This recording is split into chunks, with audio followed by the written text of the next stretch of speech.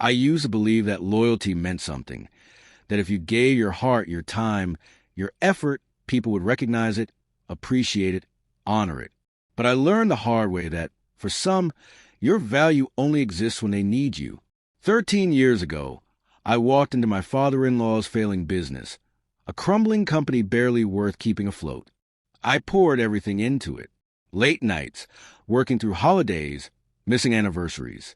My wife, Sarah, assured me she understood, said she was proud of me, and it paid off.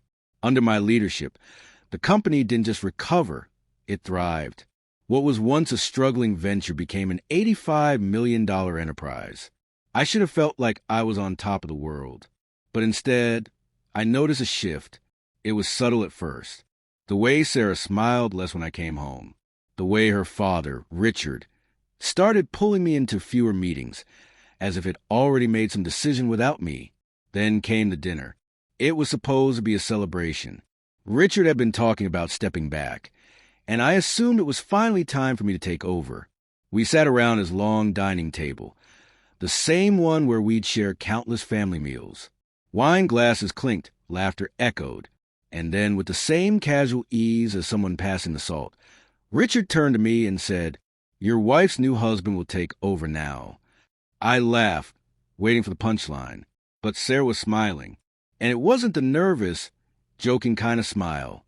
It was a kind that said, "We've already made up our minds."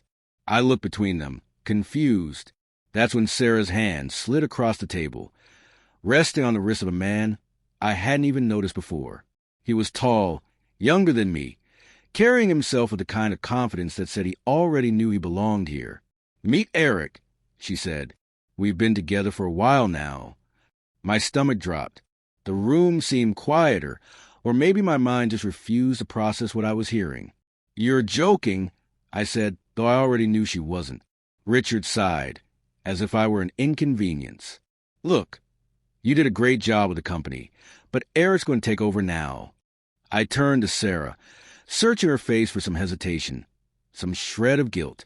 "This is a joke," I repeated, my voice barely above a whisper. She only shook her head and sipped her wine. I pushed back my chair, my heartbeat pounding in my ears. "So what happens to me?" Richard gave a small shrug. "You'll be compensated. You can leave quietly with dignity, or you can make this hard on yourself." Sarah's fingers laced with Eric's. I don't even remember leaving the house. One moment, I was sitting at that table. The next, I was in my car, gripping the wheel so hard my knuckles turned white. 13 years. 13 years, and they tossed me aside like I was nothing. I barely slept that night, but one thing was clear. I wasn't going down without a fight. The next morning, I walked into the office like I owned the place. Because legally, I still did. They hadn't cut me out yet, and they were about to learn that I wasn't some fool they could just push aside.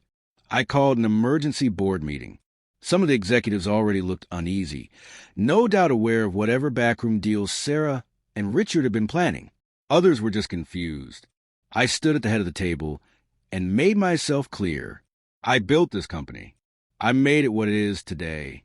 And I'm not about to hand it over just because Richard decided to rewrite history. Richard cleared his throat. "You don't have a choice."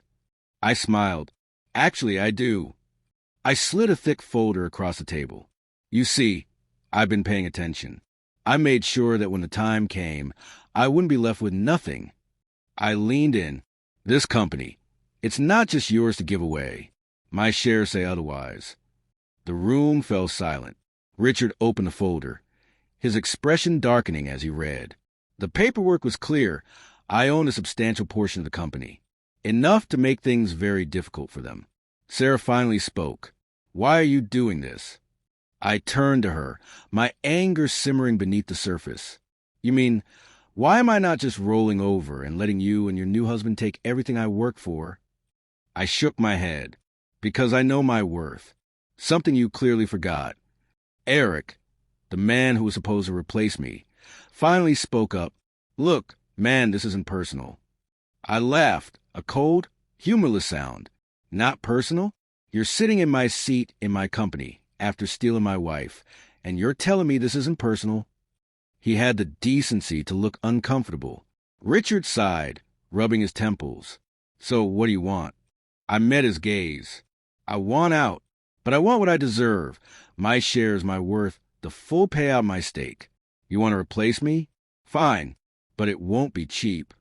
The legal battle dragged on for months. But in the end, I walked away with more than they ever expected.